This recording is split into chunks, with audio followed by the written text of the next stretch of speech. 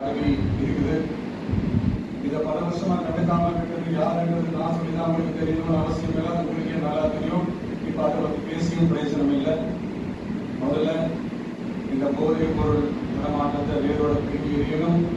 அப்படி எரிஞ்சாதான் இந்த பெண்களுக்கான இந்த சேஃப்டி ரொம்ப ஸ்ட்ராங் ஆகும். இது ரெண்டுமே ஸ்ட்ராங் ஆனாலே ஆட்டோமேட்டிக்கா சட்டம் ஒழுங்கும் சரியாகும். இந்த 3 விஷயம் சொன்னேன். இந்த போதைப் பொருள் நடமாட்டம், பெண்களுக்கு எதிரான இந்த கொடுமை, இந்த சட்டம் ஒழுங்கு, இது 3மே ஒண்ணுக்கு ஒண்ணு இன்டர்லிங்க் தான். இதுவும் புதுசா மற்ற பிரச்சனை கிடையாது. பல வருஷமா இன்டர்லிங்காக தான் இருக்கு. இதெல்லாம் ஏன் எதுக்குன்றது இப்போ முக்கியம் இல்லை. எப்படி சரி செய்ய போறோன்றது தான் முக்கியம். பட் அதே நேரத்தில் இன்னொன்னையும் நம்ம மனசுல எடுத்துக்கணும்.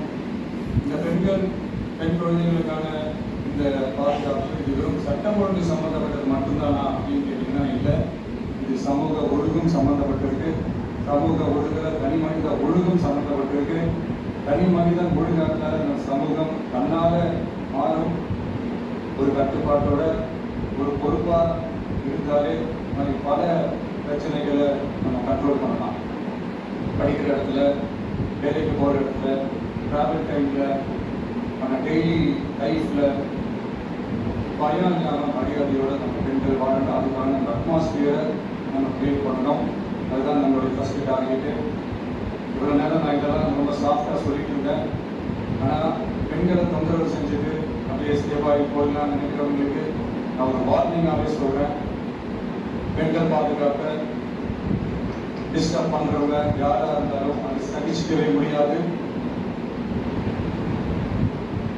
அவங்களுக்கான தண்டனைக்கான நடவடிக்கைகள் எல்லாமே போலீஸ் டிபார்ட்மெண்ட்ல இருந்து ரொம்ப கடுமையான ஒரு தண்டனையா இருக்கும். கடுமையான ஒரு நடவடிக்கைகளா இருக்கும். இந்த தண்டனை அவங்களுக்கான அந்த சார்ஜ் ஷீட் எல்லாமே ரொம்ப ஃபாஸ்டா ஸ்பீடா செயல்படுத்தப்படும். என்ன ஒண்ணு அந்த ஸ்பீட்ல நிரபராதிகள் யாரும் தண்டிக்கப்படக்கூடாது. இதையும் காவல் அதிகாரிகள் மைண்ட் தப்பு செஞ்சவங்களுக்கு மட்டுமே இந்த உண்மையான கடுமையான தண்டனை கோர்ட்டு மூலமா வாங்கி தரணும்.